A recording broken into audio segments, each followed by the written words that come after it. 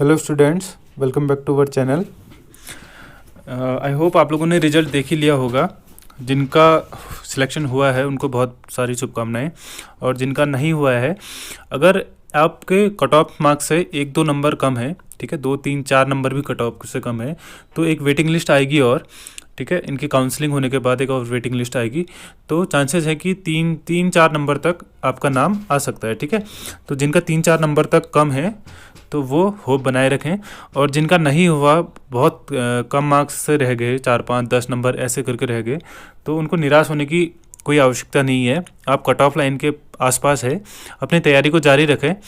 आगे भविष्य में बहुत सारे एग्जाम्स है, तो आपकी तैयारी कहीं बेकार नहीं जाएगी, पढ़ा हुआ आगे आपके ज़रूर काम आएगा। अब बात कर लेते हैं कि सिलेक्शन हुआ है जिनका, तो उनको आगे क्या करना है। ठीक है, ये देखिए, ये इंस्ट्रक्शन है, इस पर देख सकते हैं आप। इस पर दिया गया है कि पेपर के बारे में बताया गया है कि 5 तारीख तक आवेदन पत्र आमंत्रित किए गए थे। उसके बाद 20 तारीख को आपको एग्ज़ाम हुआ था, और 25 को आपका जो आज है वो आपका रिजल्ट घोषित कर दिया गया है। ठीक है, उसके बाद जो मेन इंपॉर्टेंट न्यूज़ है, ठीक है, वो देखिए, सिलेक्शन देख लेते हैं कैसा हुआ है। 325 सीट जनरल में थी, सॉरी साइंस में थी, और 325 सीट ही आर्ट्स में थी। ठीक है, सिलेक्शन हुआ है 312 और 322 का। ठीक है, आर्ट साइड पे 322 3 लोगों का सिलेक्शन नहीं हुआ, और साइंस साइड पे जो है 13 लोगों का सिलेक्शन नहीं हुआ। सिलेक्शन नहीं होने के पीछे रीज़न है, देखिए, यहाँ पर लिखा गया कि इन श्रेणियों में अभ्यर्थी नहीं मिलने के कारण ये सीटें रिक्त रह गई। ठीक है, और ऐसे ही जो है आर्ट साइड पे एसटी एक ऑर्फन, एसटी ऑर्फन की कैटेगरी की सीट खाली रही है, और ईडब्ल्यूएस में एक एक्स सोल्जर और एक ऑर्फन कैटेगरी की सीट खाली रही है ईडब्ल्यूएस में। ठीक है, और वैसे अगर वहाँ देखें तो एससी में 6 सीटें खाली रही हैं, जिसमें 3 एक्स सोल्जर की हैं, 3 ऑर्फन की हैं। एसटी में 1 ऑर्फन की सीट खाली रही है। ओबीसी में 2 सीटें खाली रही है, जिसमें 1 एक्स सोल्जर की और 1 ऑर्फन की है, और ईडब्ल्यूएस में 2 एक्स सोल्जर की और 2 ऑर्फन की सीटें खाली रहेंगी। टोटल साइंस साइड से 13 सीटें, कोई कैंडिडेट मिला ही नहीं है। ठीक है, अब कैंडिडेट नहीं मिला मतलब कितने भी कम नंबर वाला कैंडिडेट था ही नहीं इसमें। ठीक है, या तो वो मिनिमम जो क्राइटेरिया था उसको पास नहीं कर पाया होगा, या कैंडिडेट ही नहीं होंगे, तो ये सीटें ब्लैंक ही रहेंगी। और जिनके 2-4 नंबर अदर कैटेगरी में कम है, वो आपके वेटिंग लिस्ट पे कवर हो जाएंगे। ठीक है, आगे देखिए, अभ्यर्थियों द्वारा प्रवेश में प्राप्त अंकों के आधार पर श्रेणीवार उनके लिए निर्धारित स्थानों के सापेक्ष उक्तवार 2 वर्ग विज्ञान और विज्ञानोत्तर में चयन सूची तैयार की गई है।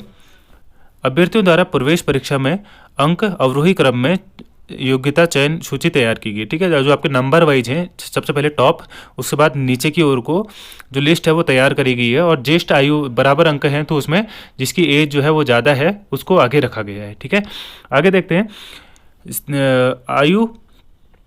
आयु बराबर होने पर उनके नाम के वर्णमाला के क्रम में चयन सूची में रखा गया। ठीक है, अगर एज की डेट ऑफ बर्थ है जिसकी बराबर है, तो उस पर क्या होता है, अल्फ़ाबेट देखे जाता है, जिसका अल्फ़ाबेट पहले आता है तो उसका सिलेक्शन लिस्ट में पहले नाम आता है। ठीक है, आगे बात करते हैं, प्रवेश हेतु राज्य स्तर पर SCERT देहरादून द्वारा काउंसलिंग का आयोजन किया जाएगा। काउंसलिंग के समय मूल अभिलेखों से अभ्यर्थियों द्वारा ऑनलाइन आवेदन पत्र की अंकित की गई सूचनाओं के मिलान सत्यापन के बाद ही जनपद आवंटन की कार्यवाही की जाएगी। काउंसलिंग हेतु अभ्यर्थियों को SCERT उत्तराखंड देहरादून द्वारा यथासमय सूचना दी जाएगी। काउंसलिंग में प्रतिभाग करने से पूर्व चयनित अभ्यर्थी अनिवार्यता सुनिश्चित कर लें। ठीक है, आपको क्या करना है, काउंसलिंग आपकी देहरादून होगी।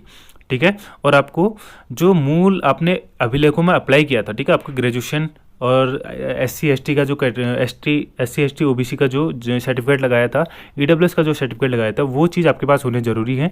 अगर आपके पास वो चीज़ें नहीं हैं तो आपको काउंसलिंग से बाहर कर दिया जाएगा। ठीक है, और ग्रेजुएशन में आपको डिग्री भी होना ज़रूरी है।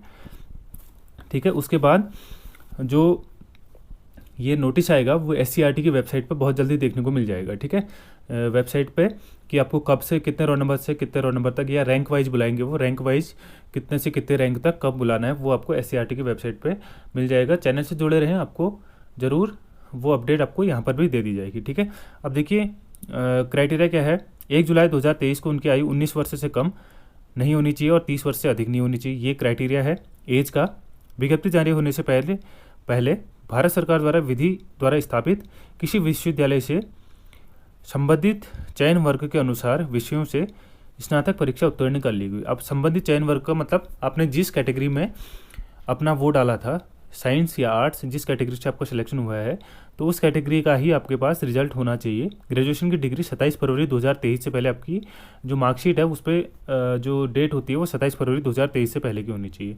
अब डिग्री की बात करें, कुछ लोग बोलेंगे कि डिग्री ओरिजिनल ले जानी है या प्रोविजनल ओरिजिनल दोनों चल जाती हैं।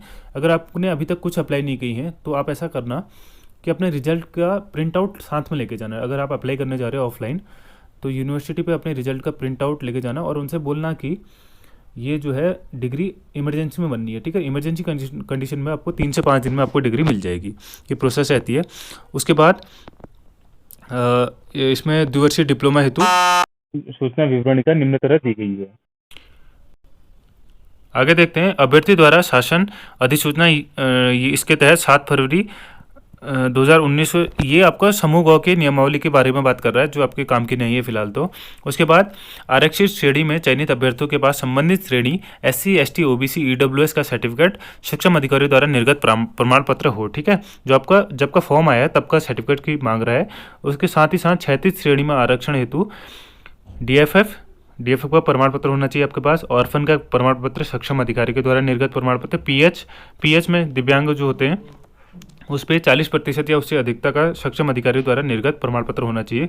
उसके बाद एक्स सर्विसमैन, उनका भी जो सर्टिफिकेट होता है भूतपूर्व सैनिक का, वो होना जरूरी है। उसके बाद काउंसलिंग में अपने अभ्यर्थन से संबंधित मूल अभिलेखों को प्रस्तुत न कर पाने पर अथवा वंचित योग्यता न होने पर स्थिति के संबंध में अभ्यर्थी का अभ्यर्थन निरस्त कर दिया जाएगा एवं प्रतीक्षा सूची से वरीयता क्रम में आगे अन्य अभ्यर्थी के चयन हेतु कार्रवाई की जाएगी, ठीक है। देखो क्या होता है कि अगर आपका सर्टिफिकेट कोई वैलिड नहीं होता है, अगर किसी ने गलती से एक्स सर्विसमैन डाल दिया, कुछ भी डाल दिया, तो ऐसे में क्या होता है, अगर उनके पास सर्टिफिकेट नहीं है तो उनका आवेदन निरस्त कर दिया जाता है। उसके बाद वेटिंग आती है तो उनका नाम दिया जाएगा, कह रहा है। यही सब थी प्रोसेस। और जो काउंसलिंग की डेट है वो अभी आई नहीं है और लिंक खुला हुआ है। अगर आपने वेटिंग अपना वो नंबर देखने हैं तो अपने जो लिंक के थ्रू आप अपना नंबर लॉगिन करके देख सकते हैं। थैंक्स फॉर वॉचिंग, मिलते हैं नेक्स्ट वीडियो पर, तब तक के लिए बाय।